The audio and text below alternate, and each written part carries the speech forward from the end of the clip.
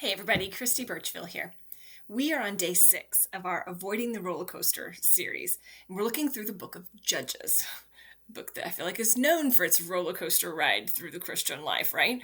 So today we actually get introduced to Gideon. He ends up playing a pivotal role in the next several chapters, and we get to kind of see his whole startup journey, as it will. So the people of Israel, guess what?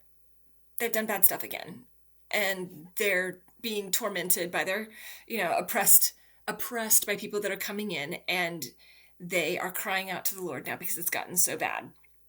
So they come to Gideon. The Lord comes to Gideon and says, "Hey, you are going to be the one who's going to, set the people free. You are going to be the one who's going to come forward. It's going to be you." So he's really nervous about it, and he does a lot of testing just to make sure. Are you really sure, God? Are you really sure, God? No, God, are you? I mean, really, God? Are you sure? And so with him kind of going back and forth through that, we can definitely relate a lot of times when we're like, "I'm sorry, God, you want me to do what? Yeah, I didn't think so. No, what? No, wait, what?" And as we think through that, what I find interesting and how we can look at avoiding the roller coaster of the ups and downs in the Christian life, I found that in verse 25 today. It really stuck out to me. Verse 25 says, "That same night the Lord said to him, 'Take the second bull from your father's herd, the one 7 years old, tear down your father's altar to Baal, and cut down the Asherah pole beside it.'" God wanted Gideon's undivided obedience, undivided commitment. You see, when we start kind of setting up other things, and it's like, well, you know what, I'm gonna be okay with God here, but maybe I need to just kind of do some stuff over here just to make sure that that works out okay. But when we start having that divided allegiance, and we start kind of talking things through to ourselves and say, well, I could do this, but I could also do this, we're going to find ourselves front row of the roller coaster. We need to make sure that we don't have any other commitment other than our commitment to God.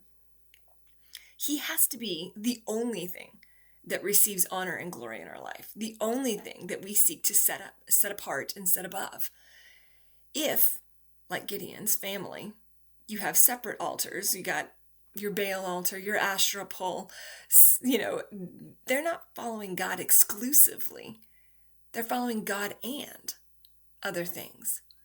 That is the quickest way to end up on the roller coaster, because other things start to take priority, and God just isn't going to have it. He is jealous, and he is not going to put up with sharing his glory with anything. So yes, maybe we aren't setting up little graven images throughout our house, but are there things that we've set above our relationship with God? Is it family? Is it money? Is it job? Is it security? Is it any number of those things that are so prevalent in our world that we're like, but it's not bad. We're just, I want to do that also. I want to follow God and this other thing. There is no and when it comes to God. It is we're going to follow God, and that's where it needs to stay. Don't get on the roller coaster.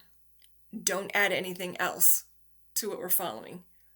Follow God and him alone. And like Gideon, tear down everything else that tries to take its place. Thanks.